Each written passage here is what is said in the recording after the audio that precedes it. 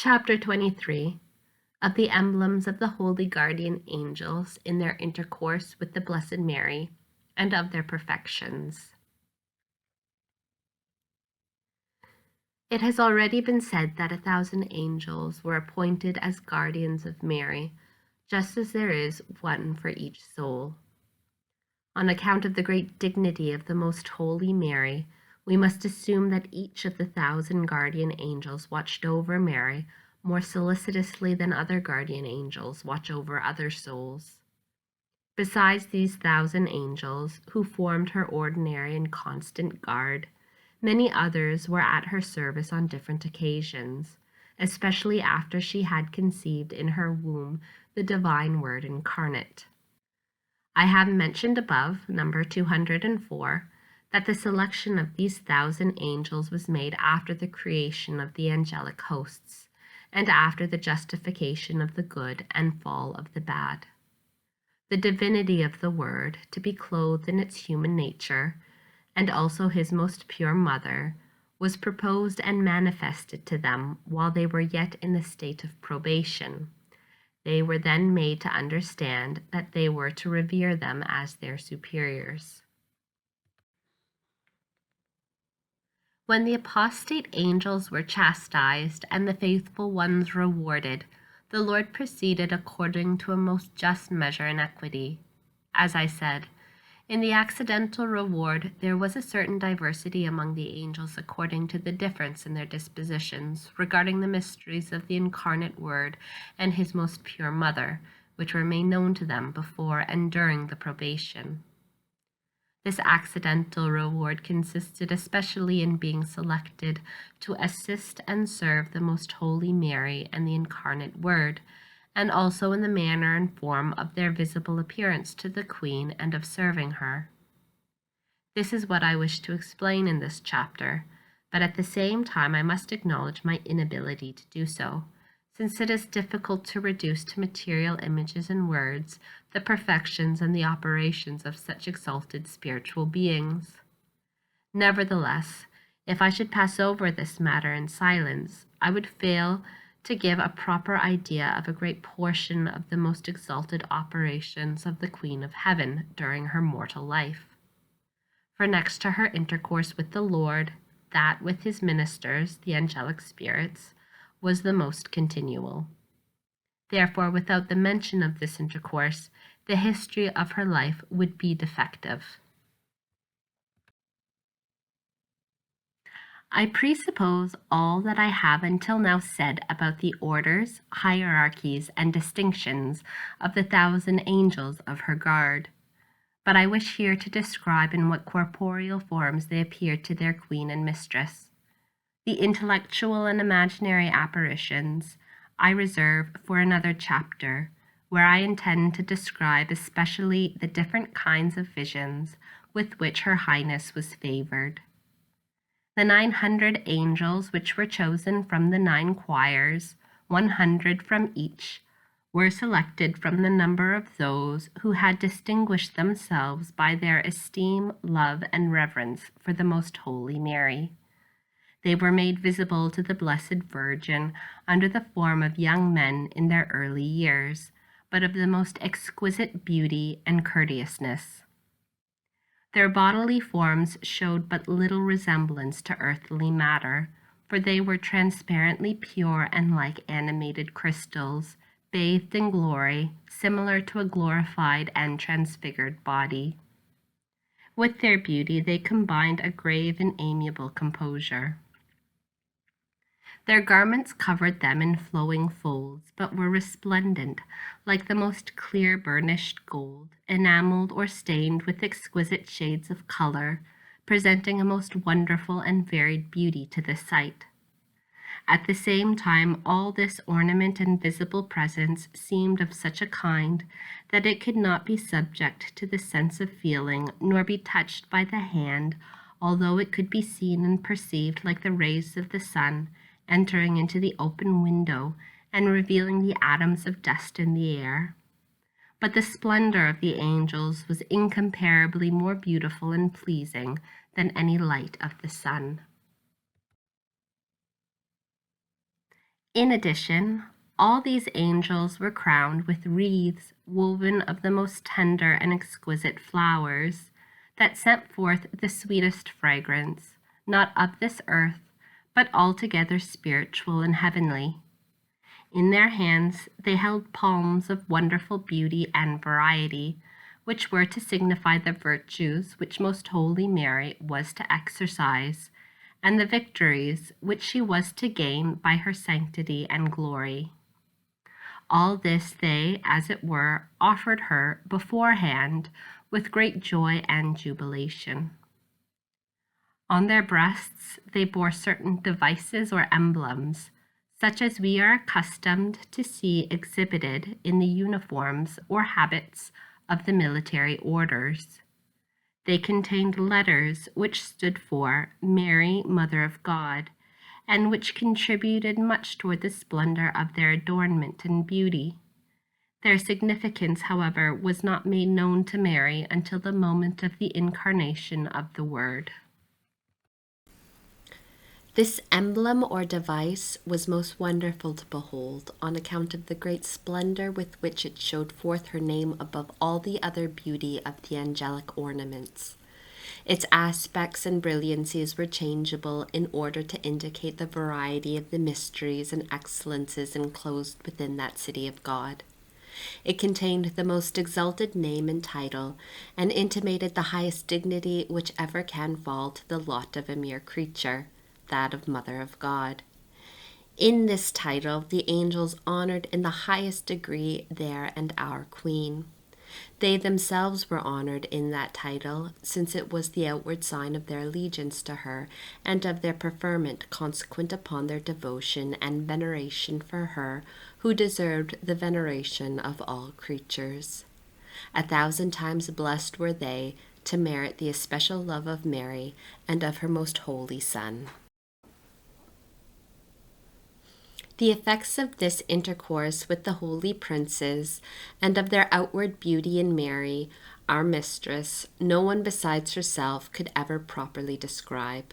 They manifested to her in a mysterious manner the greatness of the attributes of God, the blessings which he showered upon her in creating her and choosing her, in enriching her and endowing her with such great gifts of grace and treasures of the divine right hand, moving her and inciting her to such ecstasies of love and praise. All these gifts increased with her age and with the events of her life, and, as the great work of the Incarnation drew near, they expanded more and more, for then was gradually revealed to her the meaning of the emblem which these angels bore across their breasts, which until then had been concealed from her.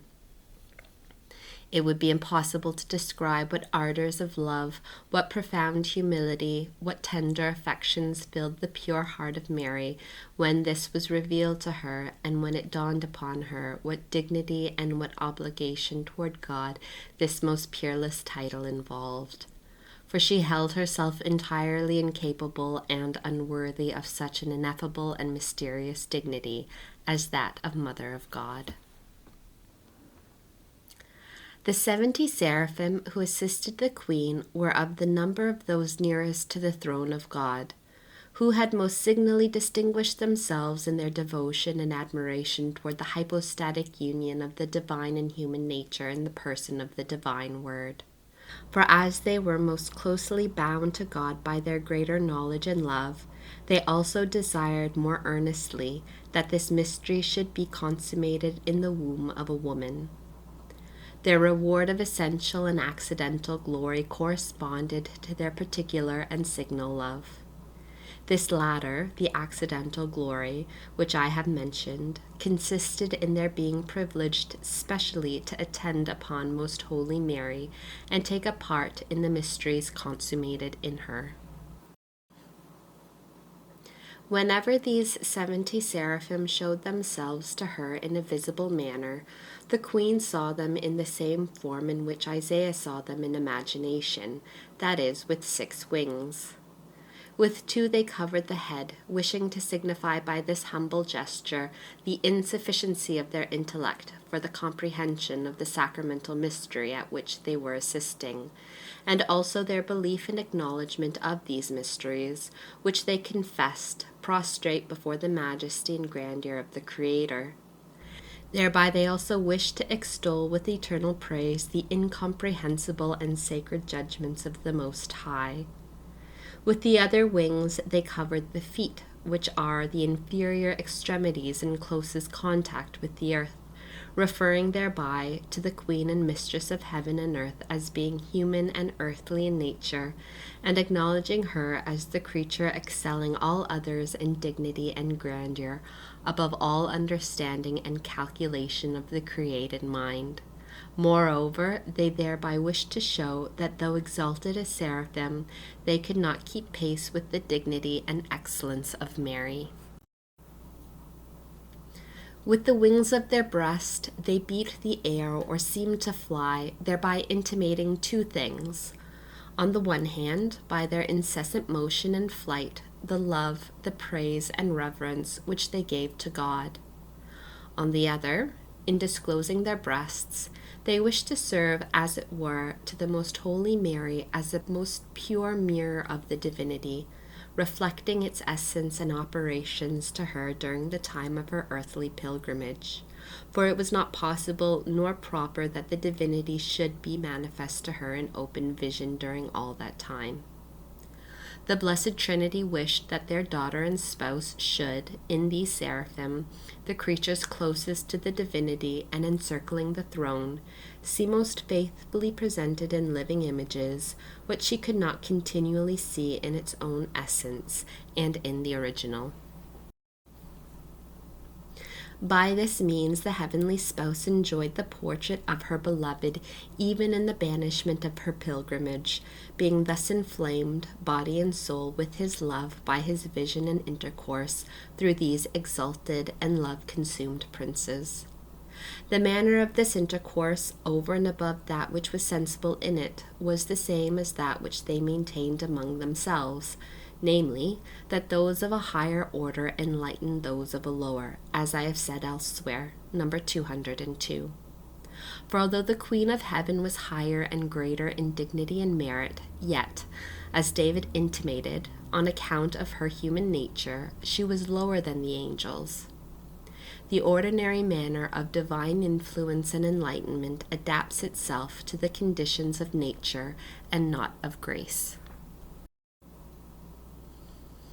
The other 12 angels are the guardian angels of the 12 gates, of which St. John speaks in the 21st chapter of the Apocalypse, as explained above.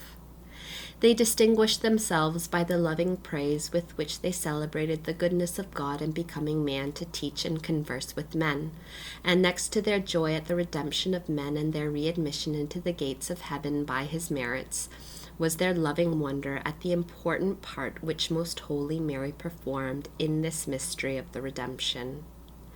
They were especially attentive to these great and wonderful works, by which God was to open up heaven, in order that men might enter into eternal life, and this latter is signified by these 12 gates of the tribes of Israel. The reward of their signal devotion was that God appointed them as witnesses and, as it were, secretaries of the mysteries of the redemption, and that they were privileged to cooperate with the Queen of Heaven as Mother of Mercy and mediatrix of those who turn to her for their salvation. Therefore I said above, number 273, that Her Majesty, the Queen, makes use especially of these 12 angels to assist, enlighten, and defend her clients in their necessities, and particularly in order to draw them from sin whenever they invoke them and the Most Holy Mary. These 12 angels appeared in the same corporeal shape as those which I have first mentioned, except that they bore palms and crowns reserved for the devout servants of the Mistress. Their service consisted especially in bringing to her mind the ineffable kindness of the Lord toward the human race, and in inciting her to praise him and petition him for the fulfillment of his mercy. She sent them as messengers of her prayers to the throne of the Eternal Father. They were sent also to those of her clients who invoked her or whom she wished to help and benefit, in order to enlighten them and assist them, as happened many times to the holy apostles. For often did she aid them by the ministry of angels in their labors for the primitive church. Even now in our days, these 12 angels are engaged in the same ministry, helping the devout servants of their and our Queen.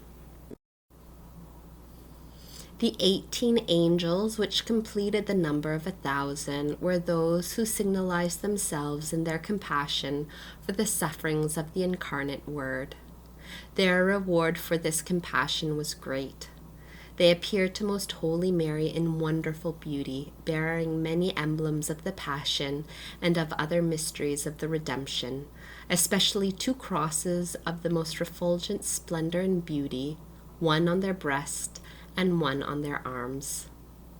The sight of this wonderful display excited great admiration in the Queen, a most tender and compassionate love toward the sufferings of the Redeemer of the world, and most fervent thanks and acknowledgment of the benefits which men were to receive in their redemption and rescue from captivity. The great princess very often sent these angels to her divine Son with diverse messages and petitions on behalf of souls. In describing the forms and the ornaments of these angels, I have at the same time mentioned some of their perfections and operations, although necessarily in a limited way if compared to the reality. For they are invisible rays of the divinity, most alert in their movements and operations, most powerful in strength, most penetrating in their understanding, incapable of mistake, unchangeable in their condition, and in their purpose never forgetting or losing sight of that which once they have undertaken. They are full of grace and glory without any fear of ever losing them. As they are without a body and invisible, therefore, whenever God wishes to grant a man the favor of being able to see them, they assume an aerial and apparent body, one that is adapted to the senses and to the object intended. All these angels of the Queen Mary were selected from the most distinguished of their respective orders and choirs, their superiority consisting principally in that of grace and glory. They guarded their Lady without neglecting the least point of their service during her holy life, and even now in heaven they derive an especial accidental enjoyment from her presence and company. Although ordinarily only some of them are sent to execute the special mandates of her will, yet all of them together are at times engaged in her service, fulfilling the decrees of the divinity in her regard. Instructions given to me by the Queen of Heaven. My daughter, on 3 different points I wish to instruct thee in this chapter. The first is that thou, by incessant praise and acknowledgement, show thyself thankful for the favor which God vouchsafed thee in appointing angels to assist thee, teach thee, and guide thee through the tribulations and sorrows.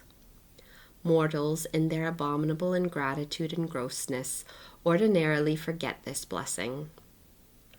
They do not consider what great mercy and condescension of the Most High it is to have ordained these holy princes as helpers, guardians, and defenders of men, their earthly fellow creatures so full of miseries and sins. In forgetting how exalted in glory, dignity, and beauty these spirits are, many men deprive themselves of numerous blessings which they would otherwise obtain at the hands of these angels. Greatly do they arouse the indignation of the Lord on this account. Thou, however, my dearest, acknowledge these blessings and give him thanks with all thy heart. The second point is that thou, in every place and at all times, preserve love and reverence toward these holy spirits, as if thou didst see them with thy corporeal eyes, and that thou dare not do before them what thou wouldst not do in public. Cease not to exert thyself in the service of God, even as they do and as they require of thee. Remember that they continually see the face of God, being of the blessed. Since they at the same time see thee, let there be nothing indecent in thee. Show thyself grateful to them for their vigilance, defense, and protection. Let the third point be that thou live attentive to the calls, urgings, and aspirations by which these angels seek to rouse thee, move and excite thee to the recollection of the Most High, and to the exercise of all the virtues. Be mindful how often they have responded to thy calls, how often they have placed themselves in the way of thy seeking, how often they have solicited for thee signs of the love of the spouse, kindly reprehending thee for thy carelessness and remissness.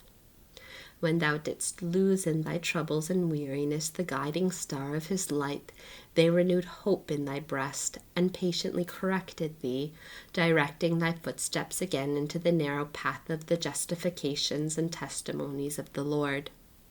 Do not forget, my soul, the greatness of the benefits bestowed upon thee in these angels, for they are above those of many nations and generations. Strive to be grateful to thy Lord and to the angels, his ministers.